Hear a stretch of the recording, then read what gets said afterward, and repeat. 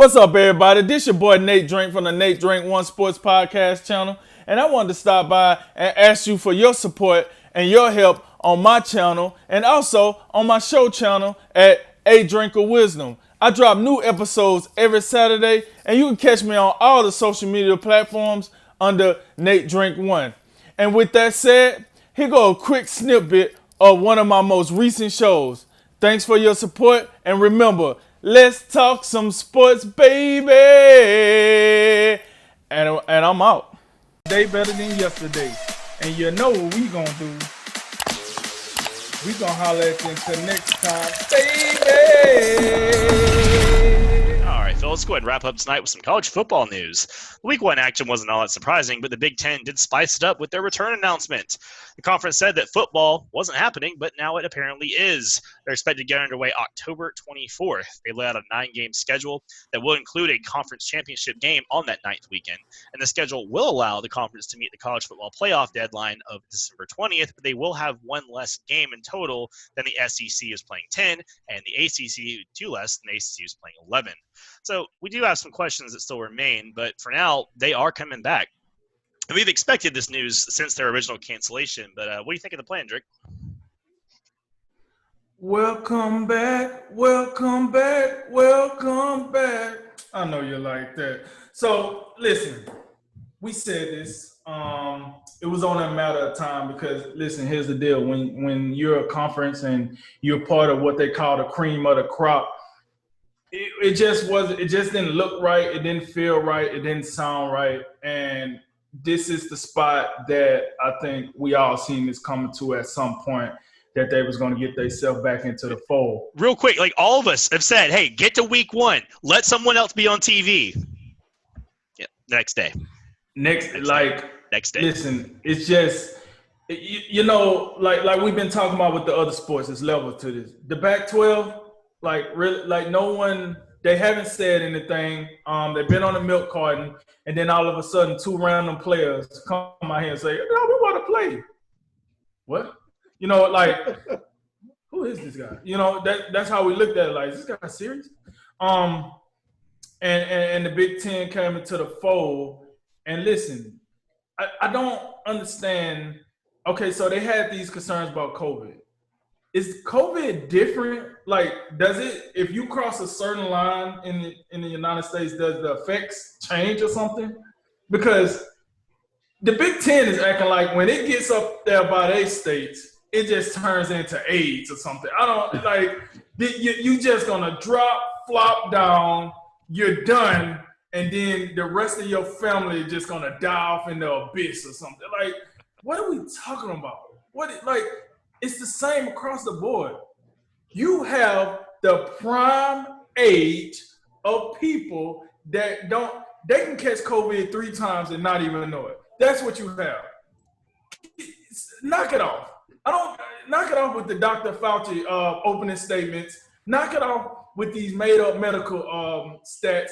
And please knock it off with that one dude at that random college that I never heard of that represent 2 states at 2 different times. Let's just knock it off with that death too. Because I'm going to tell you right now, the verdict is still out on that one. That was still a little shaky to your boy. I'm just going to be real. So with all that said, this is where we need to be. I'm glad the Big Ten is coming back, but now the problem is, how do we align the 4 major conferences? And where do conferences like the AAC that's still planning to play, like where do they fall into the mix of all this? Because if it was ever a group of 5 conference that was considered for a playoff, it's one of those teams that come out of that conference. So whether they play in all this, but I'm glad. You know what? A big shout out to those players. First and foremost, I want to give a big shout out to those players because I think, and Jay alluded to this earlier, as soon as we heard the news, maybe about a day or 2, we start hearing Justin Fields. We start hearing other top players out here saying, first of all, we want to play. That's first and foremost, we want to play. Secondly, how you just gonna make some vote and then don't even ask us about it? Like, at the end of the day, we're the employees. We're the talent. We're the ones that they come to watch. You just gonna make this, because y'all amateurs, y'all kids, y'all student athletes. That ain't how y'all treat us. Not when y'all making these millions. Y'all treat us like a product. Y'all treat us like an athlete. Y'all treat us like a brand. So now we're gonna take said brand and make you make a decision. You need to stop BSing and let us play. It worked. Now we in the fold. And I want to hit on this. As we was talking about earlier. Look, so now that we have the 4 major conferences, I heard Paul Feinbaum talking about this, without a Pac-12, without, significant input from the group of 5s, does this put an asterisk by the college football playoffs? Me personally, I'm saying no. You got the 4 conferences that matter, right? You got Clemson and the rest of the ACC. You got Oklahoma and the rest of the Big 12. You got Alabama and the rest of the SEC, and you got Ohio State and the rest of the Big 10. Now, I know some people might listen to this and be like, hey, that's bull crap, man. There's more teams to the SEC, but whatever. When you show me the other dynasty in the SEC, come holler at your boy. Either way, you have those 4 players and the rest of those conferences. Basically, that's all you need. But like I said, you still got the AAC hanging around. So, you still have a little juice, a little meat on the bones there. So I think the job for the playoff committee now is to try to make it where it's somewhat of an even playing field as far as the week-to-week evaluation. How do you evaluate this? Because if you go off the eye test, I heard somebody say, oh, this is easy, go off the eye test. Well, if you go off the eye test, you're going to mess around and have 3 SEC teams and Ohio State. 2 SEC teams, Ohio State and Clemson, in the top 4 every week. It gotta be some way to figure this out. And listen, those 13 committed members get paid whatever they get paid. They smart enough to figure it out. I think they will figure it out. I know you read an interesting stat earlier, Cody, so I'm gonna let you get to that. But listen, I'm happy to see it. I think the fear of COVID is going down rapidly as the time goes past, as we see more and more sports figuring it out. I don't hear the fear of COVID being that high, unless you're in California or Oregon, that is. But for the rest of the United States, we seem to, long as you wearing your mask, hand sanitizer, 6 feet apart, you following the process, it seems to be working. And it seems like it can work in football as well. Because I'm not hearing nobody dying. I'm not hearing people in critical condition at their local hospital. I'm not hearing any of that. All I'm hearing is these helmet smacking and quiet stadiums. Either way, we getting the pigskin throwing, we getting the pads cracking, and you know what it is. Let's roll. So September 26th, the SEC starts, and then October 24th, the Big Ten join the party. And once they join the party, we'll see how they play out. But I'm happy to hear this news. I'm glad they came to the fold, and hey, let's see where this takes us. Yeah, this is great news. I'm glad they all the pressure and pushback that's been applied from really top to bottom, from the players and parents all the way up to the big guy himself in the Oval. The man's been on the phone making phone calls and tweeting and all this stuff. I'm gonna leave. I'm not only gonna go start with that. You don't want to get people triggered around here. But listen. Once the Big Ten gets in here, then that was my whole point. Is like, see, I got questions on how.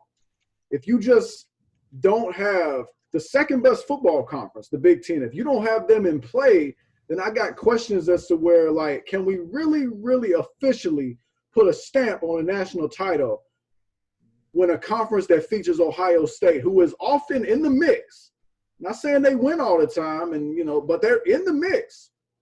And even like second-tier teams, Michigan, Penn State, Wisconsin, you can go on down the list. But the Big Ten is important to college football. It really is. But long story short, I'm glad they got them in here, and it's just interesting now. I hate to pick on them. Actually, I don't hate to pick on them. I actually love it because it's entertaining. But now you got some 2-3 kids in Southern Cal saying, "Hey, we want to play," and you got people literally looking over like going, "Hey, grown folks talking." That's literally what's going on right now. You know what I'm saying? Like, literally no one cares. And the AAC, their next thing should be the AAC and Pac-12 should, like, have a round-robin duel thing for, like, the right to be in the Power 5. That's where the Pac-12 is right now. They should call it the Pac-12 AAC challenge, like in basketball, how the ACC and Big Ten. Yeah, they get them one of them. But yeah, this for the sport, it's a great development. And to your point about what we've seen from other sports, especially, and I'll throw baseball in here real quick. Baseball had some hiccups early on with some outbreaks with the Marlins, and the Cardinals had one. You're not really hearing that stuff now. So it seems to me that they have kind of gotten more buttoned up with their processes. People are taking it more seriously. We're mitigating properly. So it can be done, and they're traveling. They're constantly traveling. So I think that bodes well. We're seeing the NFL. We saw the NFL, as far as I can tell, have a successful week 1. So, yeah, it's about that time. Let's go ahead and open it up a little more. Maybe instead of having a toe in the water, we stick a full foot in. But this is absolutely a step in the right direction. It's a positive thing, not only for the sports world, but the country in general. This is really good to see. Yeah, definitely no surprise that they were looking to come back here. And like we said, week 1 didn't take long for them to make that announcement. But we obviously know the rumblings have been in for a while now. Real quick on the Pac-12, I know it's fun to just crap on them, but there is another factor in play. California and Oregon are incredibly draconian with their COVID rules still. You can't even hold practices. You can't have any kind of gatherings. They'll send the SWAT team out there in your ass. They don't care. Everything's on fire. There's a lot of hurdles, but you're right. The noise the Big Ten Conference made and their players, staff, coaches, parents was nothing like there's been radio silence out there west of the Sierra Nevadas. So but just there are other hurdles. Even if they were like, hey, we want to do it now, they wouldn't be able to do it on this timeline. There's no way. A couple of quick things. We'll see how it plays out. I think that one of the things that changed the Big Ten was that the rapid testing came along and they got a hold of it. I guess they decided to spend money and get it. I don't know what it was, but they can test same day now, and that made them feel better. I think it was a convenient out because I think they were going to do this either way, but it kind of gave them look, see, now we got some better testing. Now everything's different because we remember they said we are not playing this fall, forget about it, and now it's 2 weeks later we're back to it. But I think that you are seeing a couple issues. The SEC has had a lot of a couple teams are really having to cancel practices. We had a couple week 1 cancellations. Jay, your guys supposed to be in action. They had to hold off for another week or so. But for the most part, yes, week 1 went off pretty well in college football, about as well you could expect. The NFL, we're not going to know for until tests roll this week, but it feels like it went off really well. A couple of stadiums have had fans. We think more will have them next weekend. But yeah, the college football playoff has a hard job coming up because we're not going to have those early season interconference matchups that have become so popular. We're not going to have those to judge yourself off of. And like Drink said, if we're doing the eye test, well, Ohio State's still going to have Rutgers and some other teams like that to screw around with, where the SEC, you got a tough team every week. So it's going to be hard to pull out these teams and also say, well, Ohio State is 8-0 and this team is 11-0. How can we maybe make a comparison, or 7-1, 10-1, whatever the case is? That's going to be hard without having to play it outside your conference, and you're going to have to weigh in. Well, the AC still isn't that good, or the Big Ten, whatever. So that's going to be hard, and I think we're going to get a really subjective committee poll, and this could be a really hotly debated year because I think a lot of these teams are going to run the table in their conference, and it could get shaky. But the final thing I'll say is athletes that have opted out might be able to come back. They're talking about the potential. There's some big names that could come back. Defensive back Sean Wade for Ohio State's a big one. Even if they've maybe already talked to an agent, they might still be able to come back because of how unprecedented this is and how adamant the Big Ten sounded like they were. You can't really fault the kids for moving on with their lives, but then if they want to come back, they can. So we might see some big names come back to the fold, which would be good news, and that would help kind of solidify the championship feel of the season, because if Ohio State's already lost all their good players, it's not really fair, right? So hopefully that happens too. We'll see.